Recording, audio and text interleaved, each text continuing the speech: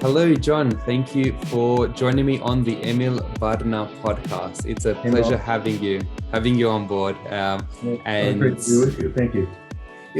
John, what I'm going to do is I want to talk about a whole range of different elements with you today. But for our audience, we've got John T. Chirban joining us here. He's a Harvard psychologist who's worked and written and spoken in so many different areas. But what I'm going to be picking his brain on today is around sexuality and how to talk with your kids about sex. Particularly because that's a topic that I haven't really spoken much about, and I haven't had people on the podcast to delve into that one. And it is based on your book, John, How to Talk with Your Kids About Sex. I do want to start off by talking about the title of that book, because you included the word with your kids instead of to your kids. Was that a deliberate choice of yours? Oh, totally precise and accurate. Yes. I think that maybe sets the tone. Sets the tone for us and sets the tone for the conversation that is most effectively occurring. I think that's spot on, because when we talk with someone, there's a two-way relationship there, and it's a paralleling of the process behind the discussion. It's kind of like, what is the topic? Let me get your opinion on it. Let me give you my sense of it. And it's not me kind of finger wagging and tongue wagging to a kid about something, a lecture rather. Yeah. So Emily, I think we could have the whole interview on the word with.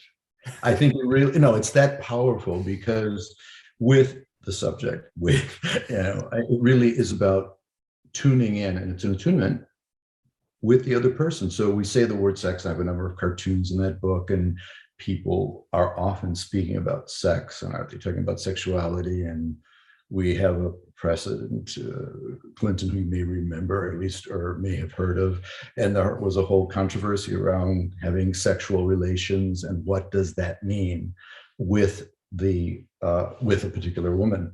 So in this instance, being with is a really a large dynamic and struggle for each of us in relationship. So the parent, on the topic of sexuality, which we certainly want to dive in on because we're around it or just introducing it here, but the subject is really understanding not where I'm at, but where you're at, where we're at, and that exchange. And even in adult relationships, which we probably both counsel, you have situations where people think they're saying something, but the other person is not hearing it. Well, on a controversial or difficult subject, often more for the parents than the child, of sexuality, the issue is more elevated or accentuated because there is apprehension and anxiety about the issue, and really trying to tune in is the critical piece. So the with, clearly the at would be a problem, because no one wants to be spoken at or talked at, but yeah, let's go and move in. I think that's good.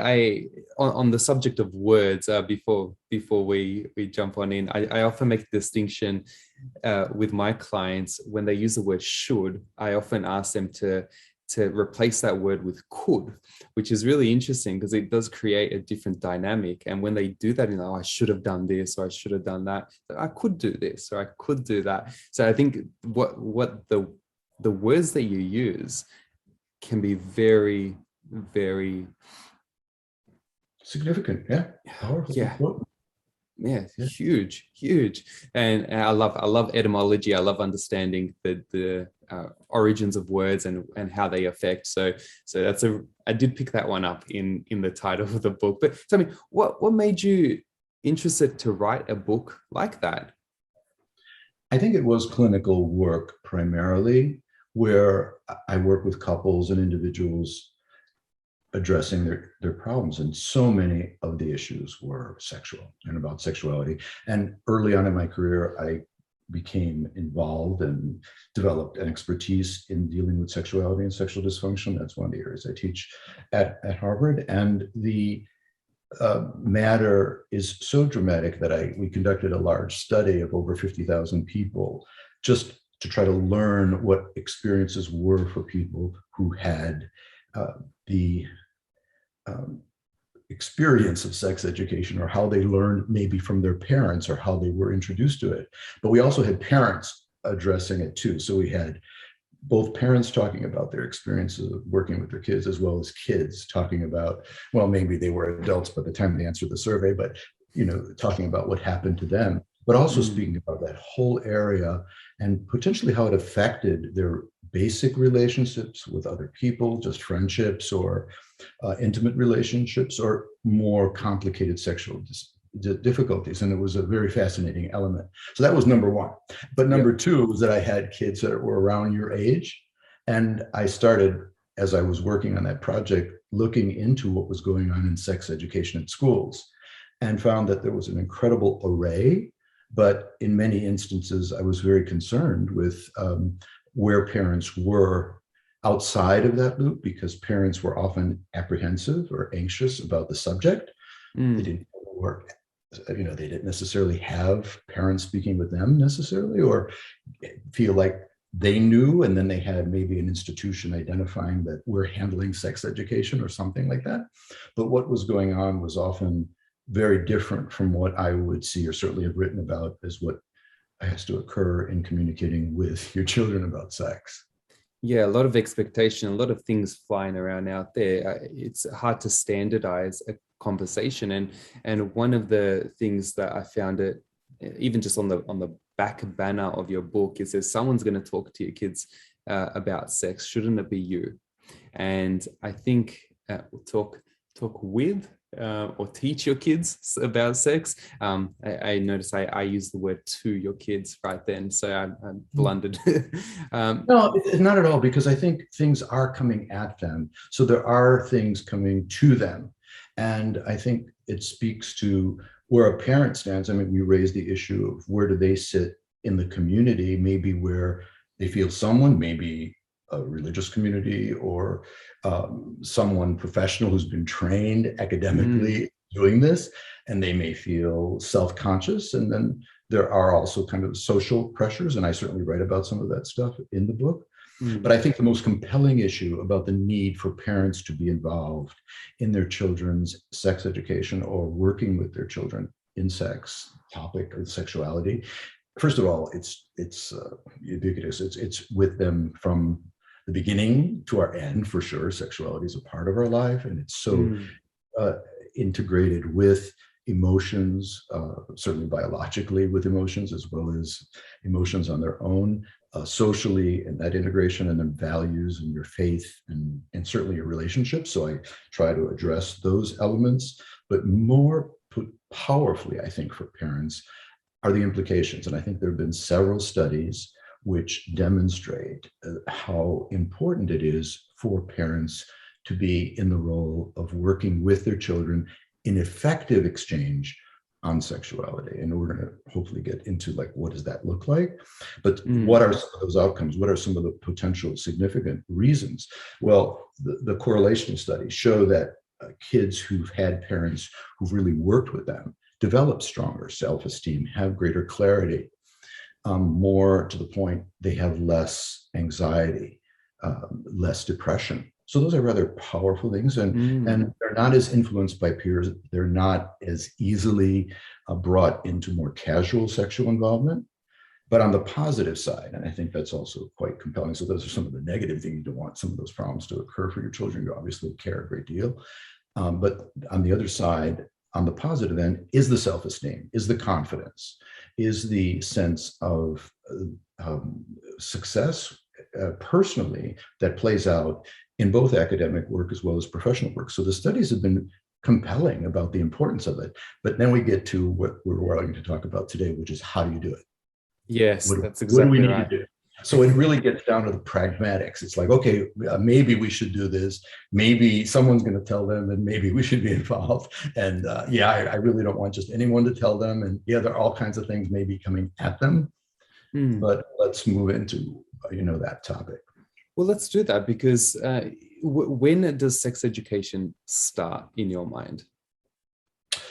Well, I think many of us say that it begins in the womb. And I think we tend to do this based on just physical things. So the fetus in the womb sucks its thumb, his or her thumb, sucks, parts of their hand, but also touches genitalia. So we get a sense that there are physical activities going on which are self-pleasuring, or maybe who knows exactly what is precisely going on there. But we also know about other elements which are, again, chemical or biological and emotional.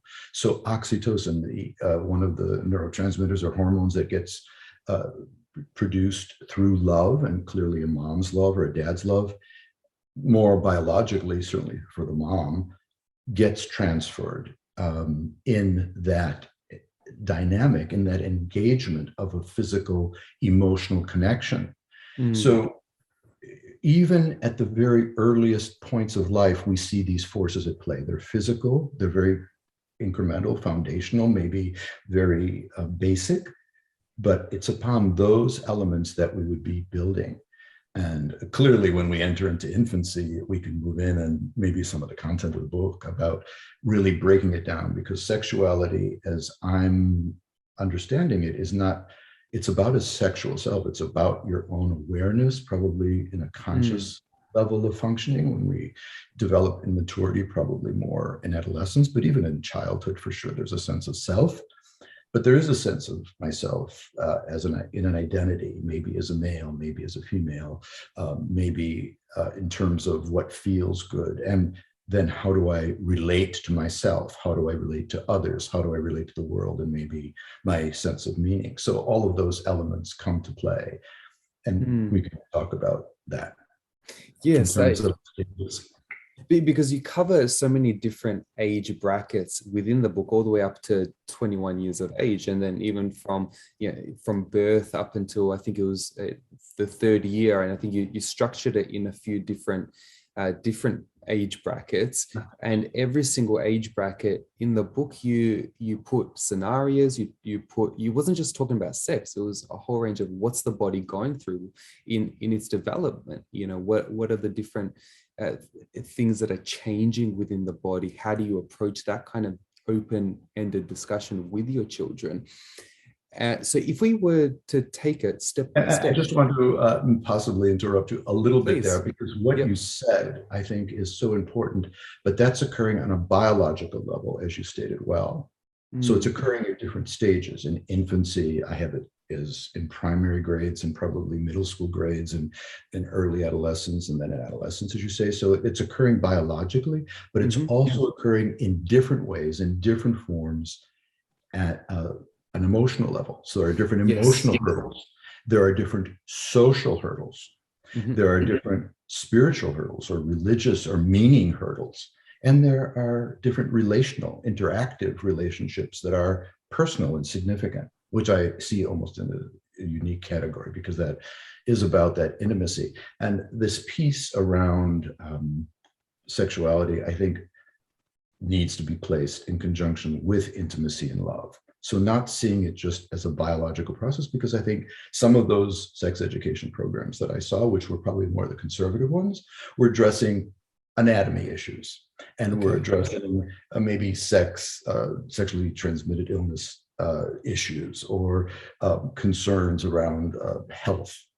And those are important issues, to be sure, but that is not sex, in my mind, sex education, because our sexual self is so much more comprehensive and integrated, and not related to just a biological change. It's also a psychological change. And on that plane, you're a psychologist as well. So, there are also individual personal differences. So we might have these categories of period of biological change, as I even have them in the book, but there are personal differences where people, because personality issues are not are not descriptive, are not reflective of the description. Yeah, I will make a small correction just to not confuse Sure. my listeners. I'm a psychotherapist, which is a small, a different postgraduate study than a psychologist. Though my Okay. undergraduate was in psychology, just in case anybody misconstrues my postgraduate Professional title. qualification. Right, Yes, right. that's right. But I it's funny because I remember when I grew up in quite a religious family, um, that at some point, I think it was when I was in my early teens, we went to what was called a discipleship camp. And a discipleship camp was kind of like a religious camp where you do all these activities and kind of learn about God, and then learn. I think there was a component of it that was sex education.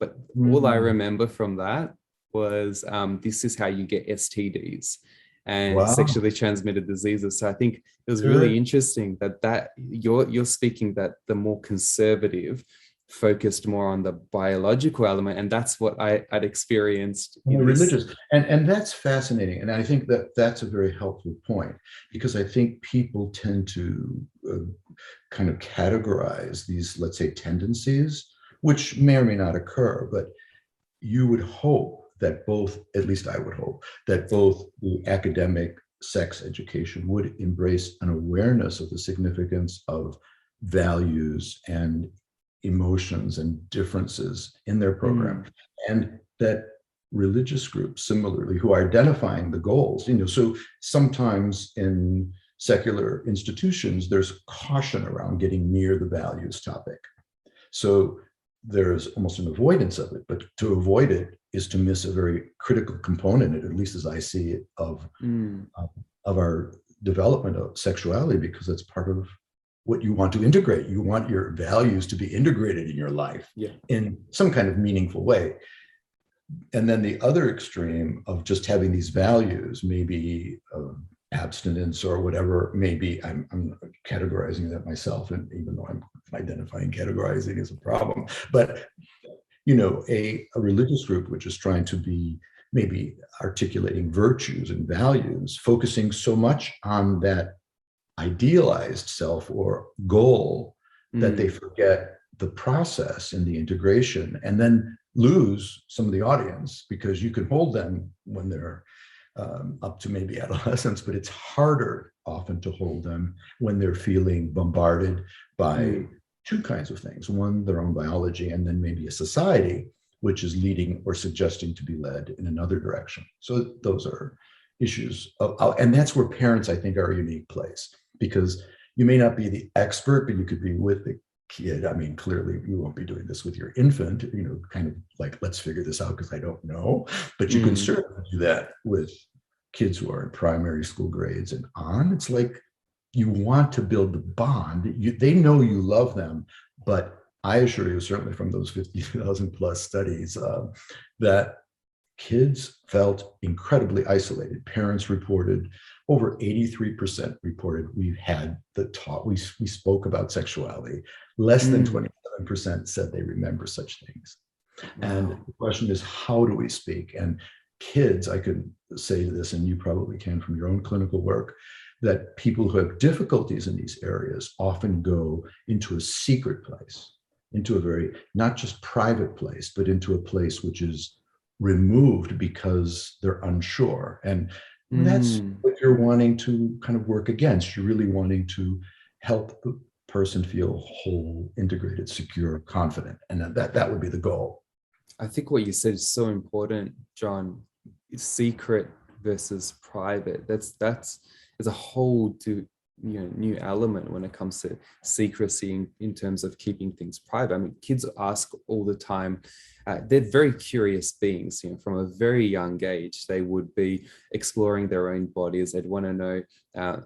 Girls, for example, I've got two sons, so a 6-year-old and a 10-year-old. They were always asking, what are the differences, what are the similarities in terms of the girl, in terms of a girl, is there something different apart from just the long hair, and and how you talk about different parts of your body is that element of it as well. But then also you bring in the values, and you bring in the conversation. It's not a talk. It's not just a sit down, have one talk. It's a constant discussion that you have from a very young age, in my experience, and even just reading your book, noticing the importance of keeping that conversation going.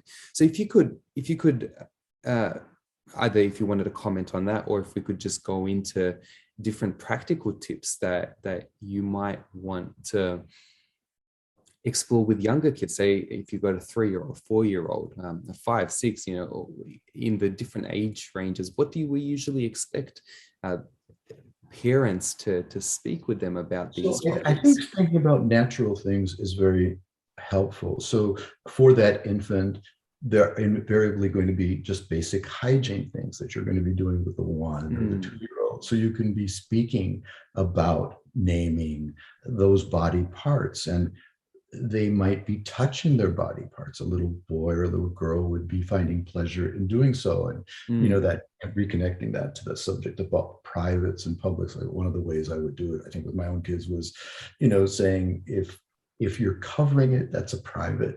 If it's not covered, it's a public.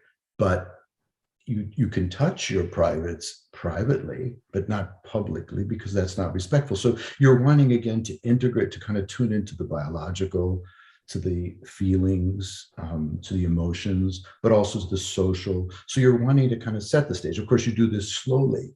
And again, what you're saying, you want to make sure is their question and their discussion. I think in one maybe cartoon in the book, I have a picture where a father's with a daughter at a baseball game, and there's a sign that says Viagra. Okay. So, but the girl, is trying to pronounce the word, and at least I try to articulate, identify by, and and the father's just incredibly sweating, anxious, because she's going to ask, like, what's this about?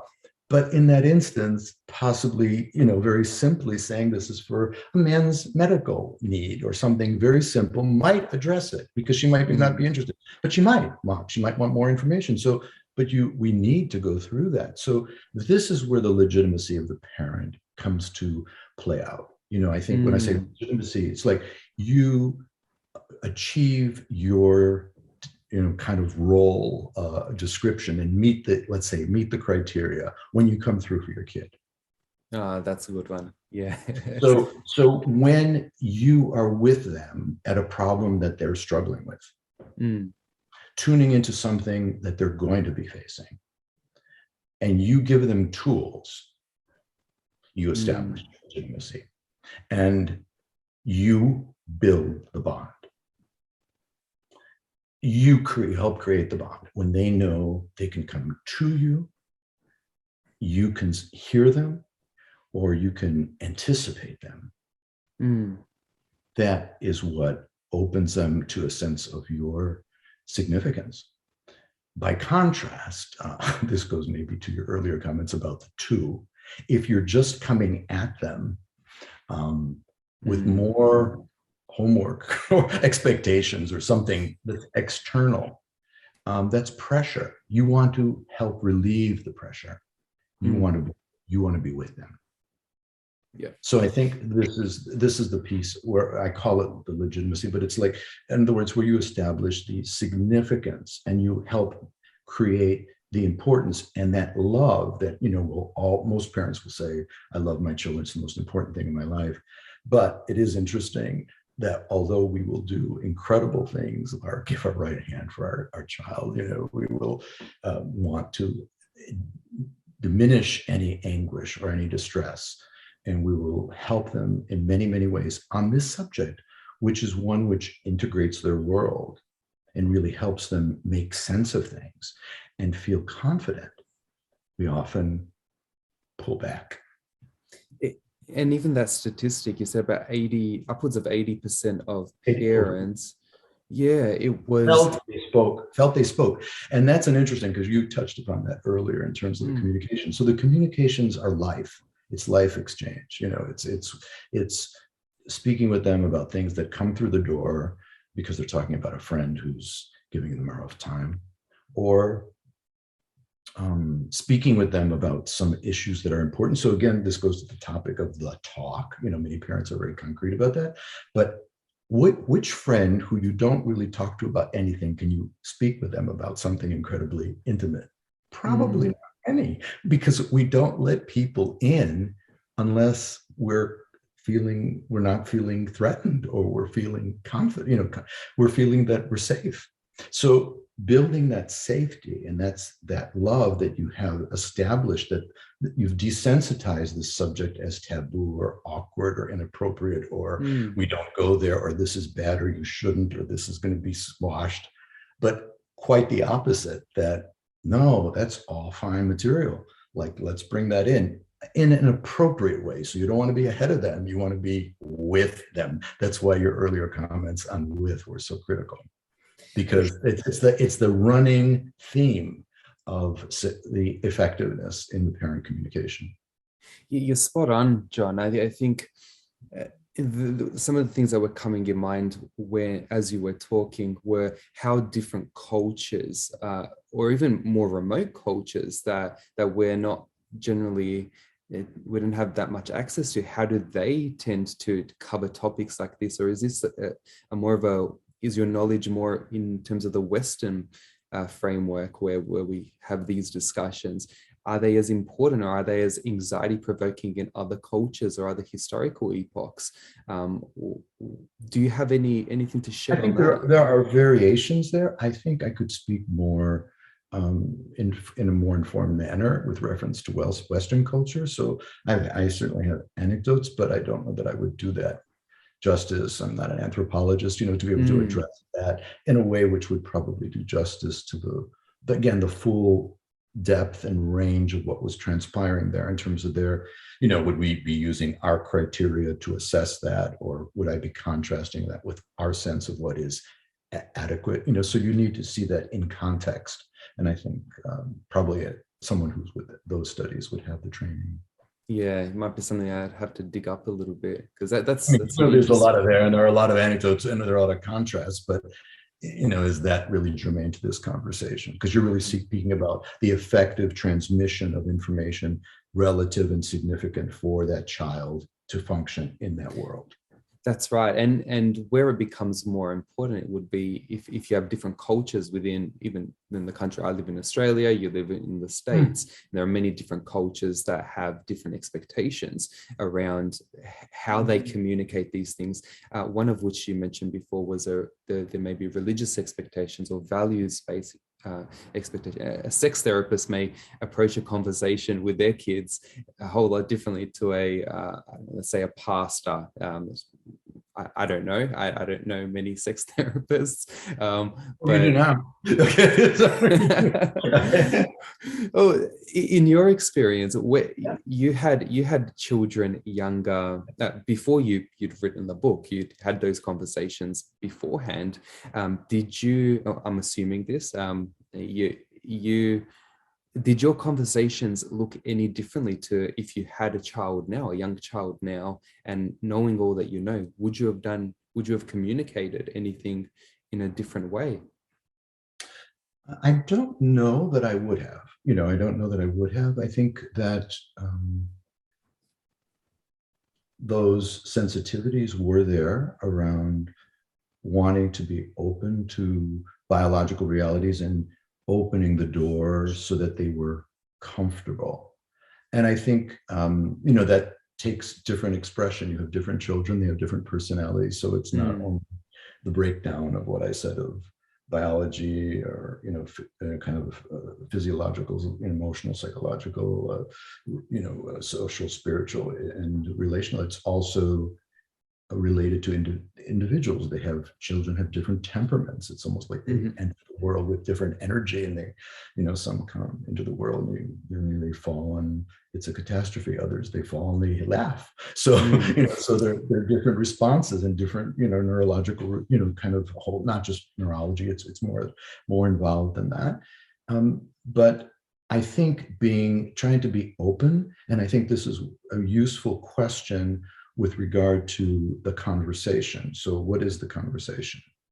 I think it's just openness generally and receptivity, awareness of what's going on in their world to the extent to which you can be, and anticipating what might be expected. So in the book, I try to bullet what is probably going to be happening for them because of physiological, emotional changes. So I would suggest want to be a little bit ahead of that curve, but not too far ahead of it.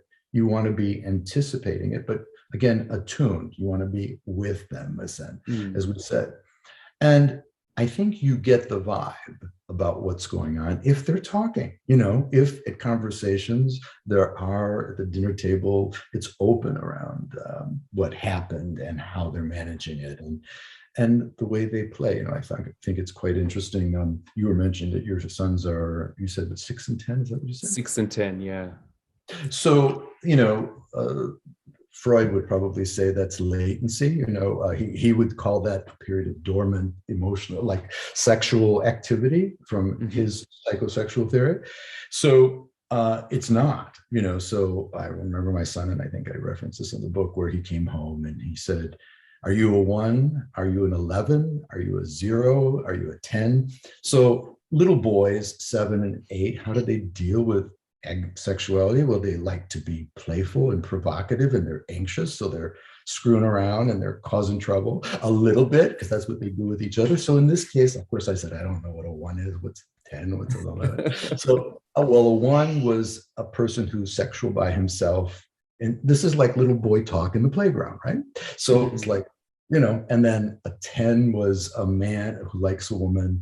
11 was 2 men who like each other, So this was the chat, and he was laughing as he was telling me this. And of course I was laughing with him because that was the energy.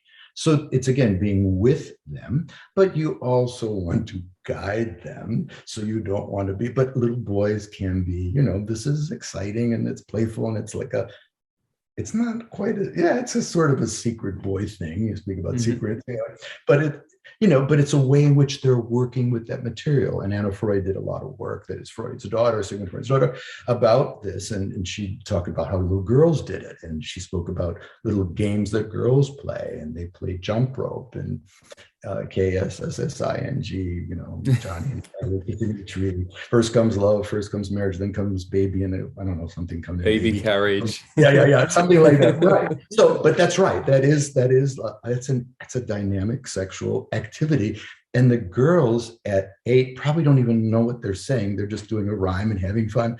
But Anna Freud would say, not just that. There's they would say that there's something else going on here. There are anticipation of change, of need. This is more of an emotional. So, and clearly your adolescents, God only knows, are talking about sexual things.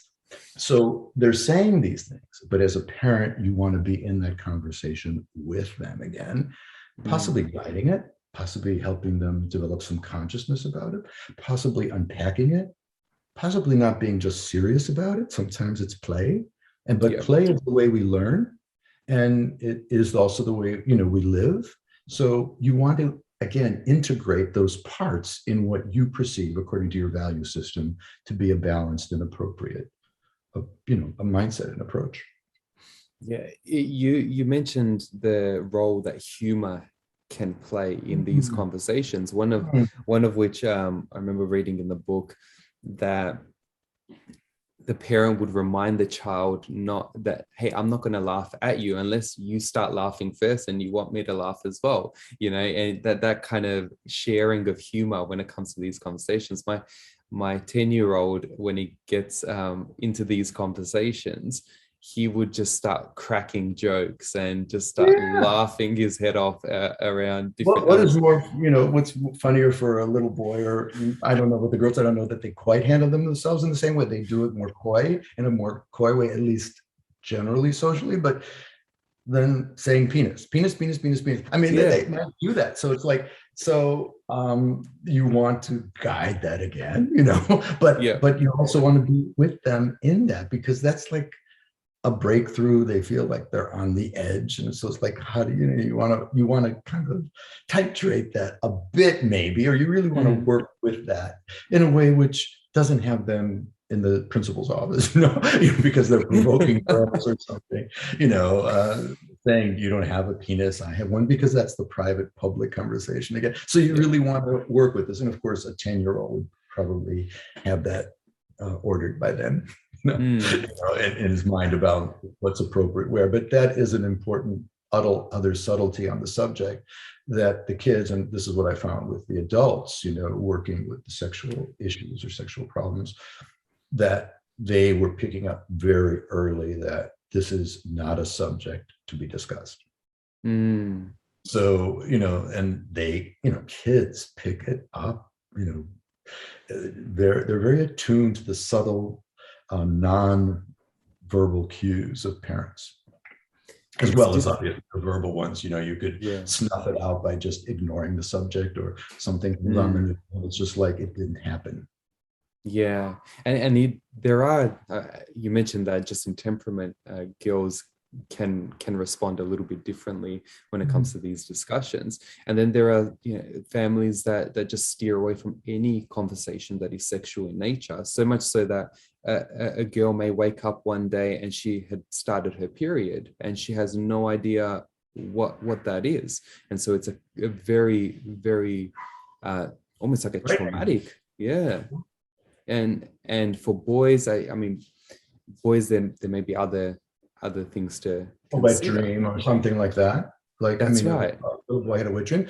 And of course, it would be like, if there's no foundation for it. So those are examples, that you would want to be ahead of if you can. I mean, sometimes girls are already experiencing those things in this time of our world, it seems like at a very early age, even 8 or 9, but you don't want them to have experiences which are just biologically off. And by the way, when I say off, it's like the kids are also, in addition to dealing with the parents and the stresses of maybe what is okay or not okay, they're also comparing themselves nonstop with their friends. So that 10 or 11-year-old, am I too tall or too short? And it might be, about other differences in their body in terms of breasts, for girls, am I developing or not developing? And is that okay or not? Well, that's going to be possibly affected by the peer messages that are going on. For the boy, if he's recognized in a gym that he's circumcised or uncircumcised, is that a subject of concern? I've had men come to me and tell me how disturbing they felt because they were or weren't circumcised, just because of the culture that they were in or perceived or identified with, but often had a difficulty communicating about because they couldn't talk about it necessarily with their friends, but also felt they couldn't discuss it with their parents. Yeah, that's a unique one. Differences are always focused on, and honed in on. It's part of human psychology. We want to identify who's part of our in group, so to speak, and who's part of the out group, and what makes someone different to us. I think what I'd like to ask you is how early, and is okay. Let me try again. How in how much detail, depending on the person's age, can you go into these sorts of things? When, let's just say, a 6-year-old, let's just use my children as frameworks. So a 6-year-old and a 10-year-old, how much would you talk about? In how much detail would you talk about sex with a 6-year-old in comparison to a 10-year-old in terms of what they can expect, where did babies come from, and what is sex, and that sort of stuff? What kind of details would you? I think this is where you would hope that the conversation could be open. So again, you're going to possibly, and I would probably present it that way. Like, I'm going to want to talk about, like with your 10-year-old, certain materials, maybe you're wanting to talk with them about the so-called big talk, okay, or introduce that. So, of course, I don't advocate that kind of language necessarily, but I do advocate really moving in on substantial and clear conversations at certain junctures. So there is a place for that talk, but it's not one talk, and it's an ongoing conversation among many. But there are certain places, like you said, menstruation for a girl, and having that breakdown and really helping them hear some of the parts and maybe look at pictures, and certainly with the boy as well, as you're describing your son, maybe the 10-year-old, really talking about this part of life. Like, how do you think baby, I mean, I might ask a question because you might want to check in, like, what does he know or what does he think? And he might be a light year ahead of you, man. I mean, he may know a lot on this subject, and you're kind of saying, I don't have to do this talk. I'm going to learn some things from him. Yeah. You might find it, and there is a learning experience, but he is exposed, and in our culture, also often to a fault, because it's too much information that often gets laid out, and kids don't know what to do with it necessarily, or they're not sure how this relates to them. But giving them the information and gently, like, let's figure this out, or did you know that? And have it as a conversation as opposed to a lecture. Yeah. I think in the book I break down, like, the menstruation, or even talk about this particular conversation, that it is explicit, probably around that 10, 11 year. But I think initiating that conversation for a 6-year-old might be unnecessarily provocative. But speaking with him about being a boy and what does he like most about being a boy, like just that identity and what does that mean to him, I think that would be important information. So I think I would, again, it's age appropriate sexual material. So, like, what is sexual for that age? It's really just seeing himself as probably a member of that club. Of boys. So what is, like, a boy? What do you like doing most as a boy, or what do you not like doing as a boy?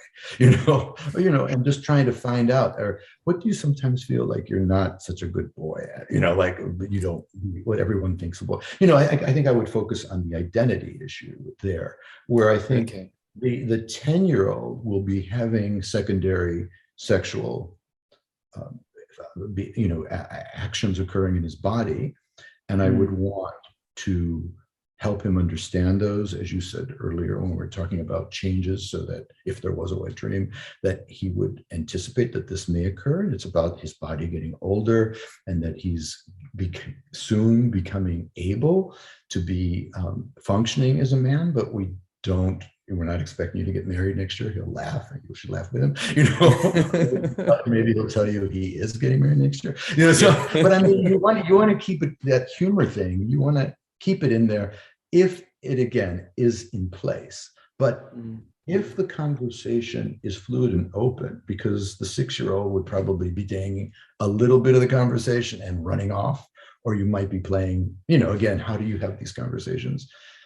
Often, I mean, these might be sex stereotypes to some extent, but boys playing basketball are more likely to feel at ease talking about themselves than, and a girl maybe taking a walk with her dad, or one of those, I speak about having those private times with your child so that there is space, like at the end of the night at bedtime, like, what happened today? That was great.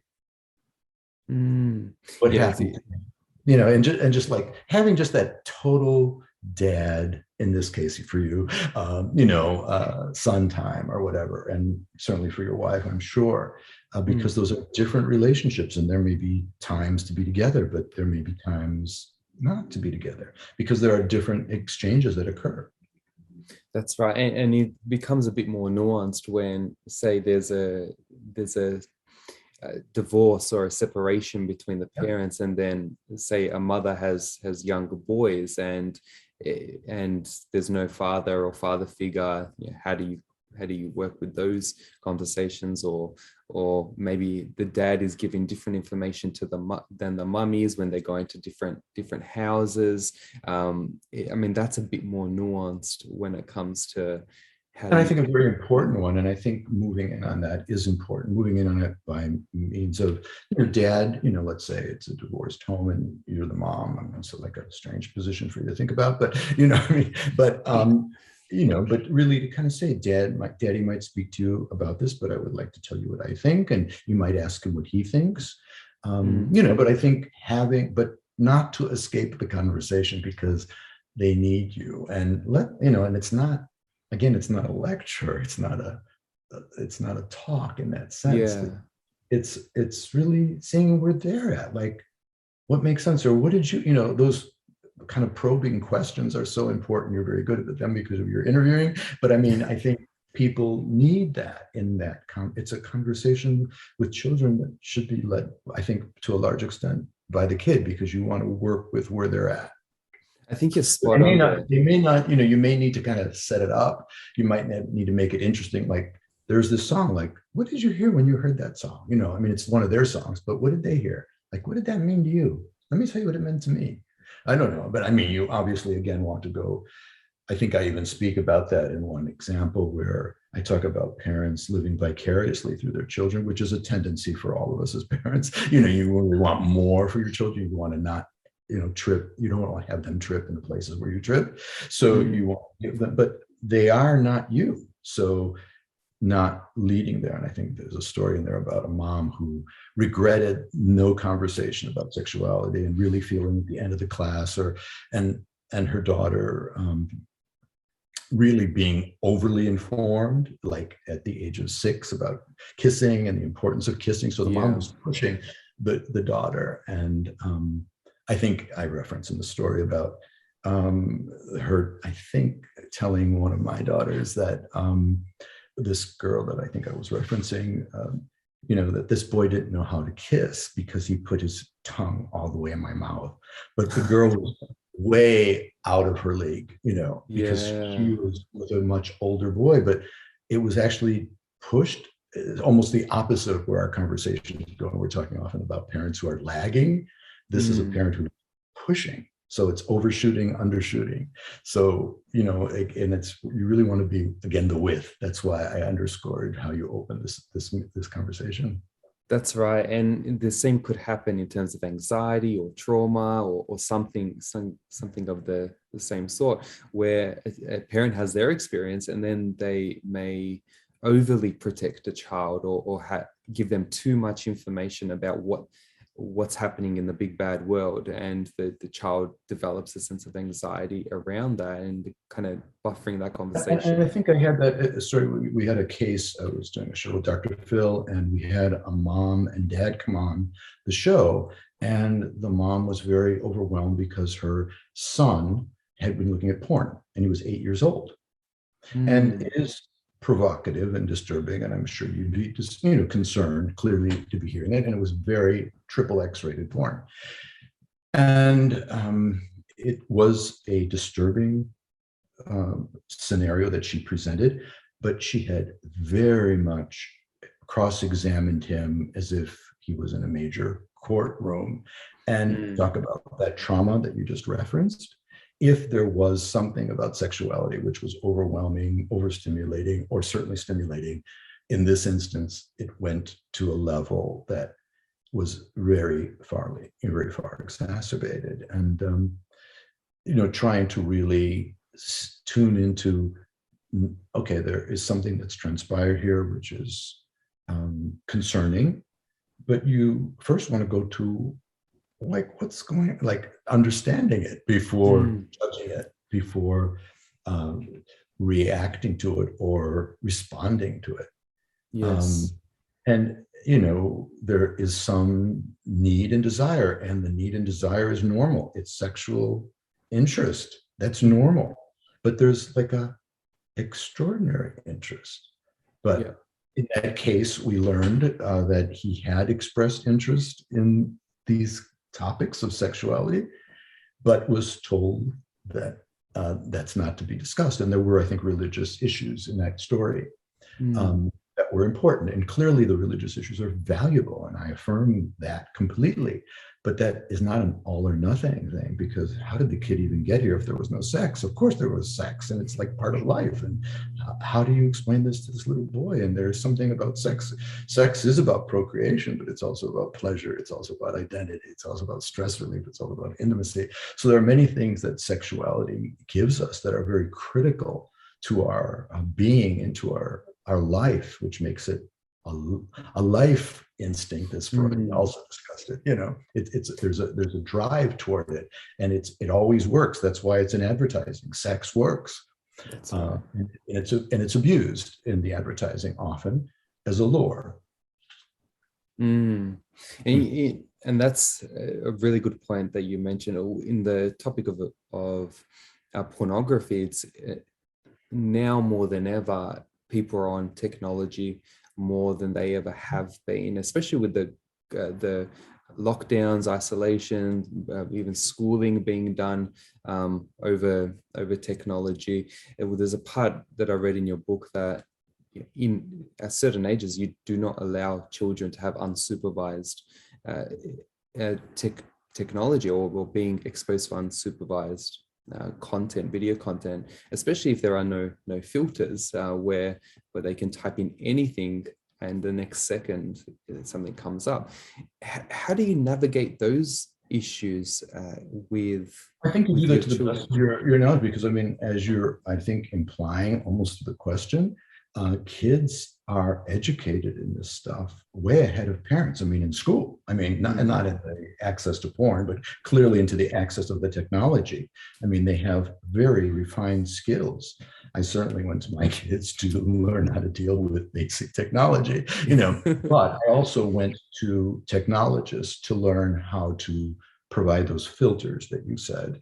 And I think being beautiful there. And I think that there are temptations, talk about temptations for kids, we're talking about temptations for parents of getting easy babysitters, like giving a kid, you know, these games and so forth. I mean, I had very firm and clear rules. I don't know. I mean, everyone's got to kind of do what they think is balanced and appropriate around the technology, because what is also lost here is not just, you know, their pursuit into pornography, which can be a subject on its own for sure, but their balance in their life. Like, are they missing nature? Are they missing play? Are they outside? You know, are they developing socially? Do they know how to speak to people? When people come into our home, do they greet them?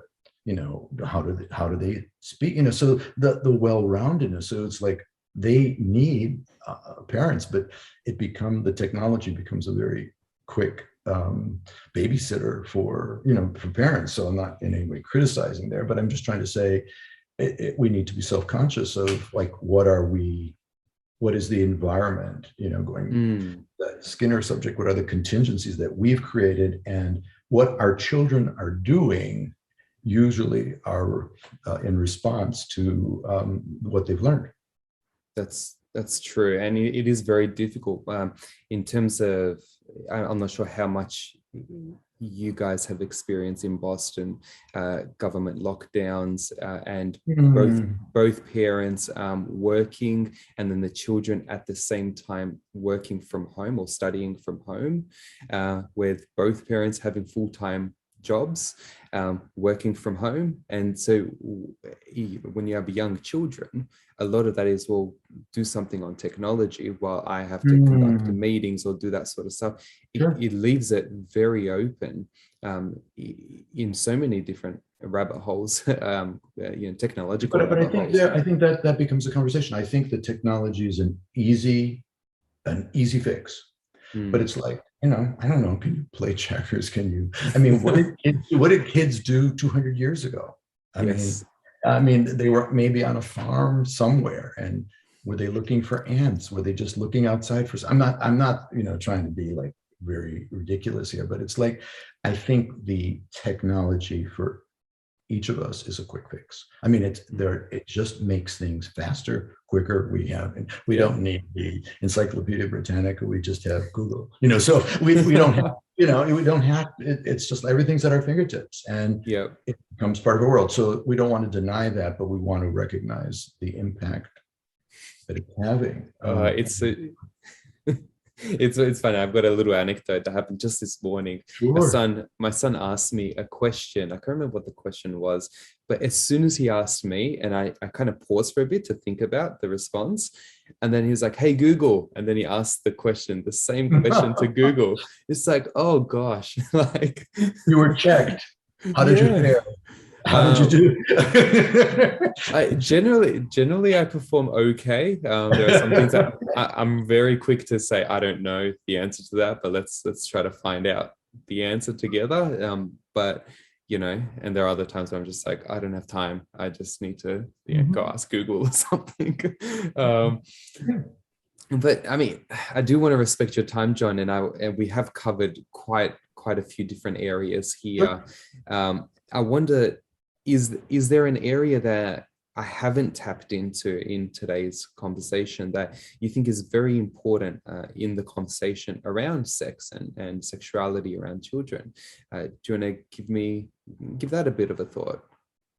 Yeah, I think the one that strikes me most is not unrelated to the last comments about technology, because I just think we are in a highly sexualized culture, whether it is indeed the internet that kids have access to, or the music or whatever. And I think being in the loop with your children in an appropriate way is very important. So knowing what that's about, feeling like the access is a give and take, is probably the more important issue. And I think that our intentions are to impart love to our children. And I think this goes back to the issue of what is sexuality. I think sexuality is about incorporating intimacy and relationships with others, and an understanding of love, maybe in terms of higher values or ideals. And I think it's that integration that we need to be looking at. And I think there's so many measures in our culture that is imposed on our children in terms of what they need to do, or what, like you were saying, literally through the internet, through measures of, there's a lot out about Facebook and what it does to little girls and how it makes them feel adequate or inadequate, and probably the former, or inadequate, I should say, the latter. And I think the concern we want to ask is how do we observe our children? How are they responding? How have we imparted love? How are they expressing love? How are they interacting in the world? I do believe that paying attention to them can be something that we want to monitor and probably use as a way to maybe refine our own measure of what we're doing and what we need to do early on. Just like try to be objective, get feedback about how your kids are doing. What are the teachers saying? What are your friends saying? What are you observing? How are the kids behaving? How are they engaging? And is that a display of the values and of the material that you feel is important for you to impart as a parent? I mean, a parent is a big deal. It's not just making a child, it's about a person. So what is that message of that person? What is that child displaying? Yeah, it's not, as you said before, sex education is not just what's happening physically. There is a whole lot more to it, from the social, emotional, theological, even, or spiritual elements, and so on. So when parents approach those discussions, I've fallen into this trap as well. I often think, okay, what's physically happening, and what do I need to talk with them about a physical element of it, rather than incorporating so much more. And I think that's what I think your book does really well. It incorporates many different elements that a parent could focus on when it comes to these conversations. So that for anyone, I mean, there's so many conversations that John has in his book here, and I would highly recommend anybody who wants to have more of a know-how on approaching a nuanced conversation and a age bracketed conversation to pick up that book, because today has just been a fraction of the information that you've put through. Well, thank you so much for your interest. I appreciate it. I appreciate the time to be with you. Thank you. It's been a pleasure having you on the podcast today, John, and I look forward to distributing it and giving more people a bit of a know-how on what it is that you've shown me today. So thank you so much, and I look forward to going forward. Okay, sounds good. Have a good evening. You have a good one, John.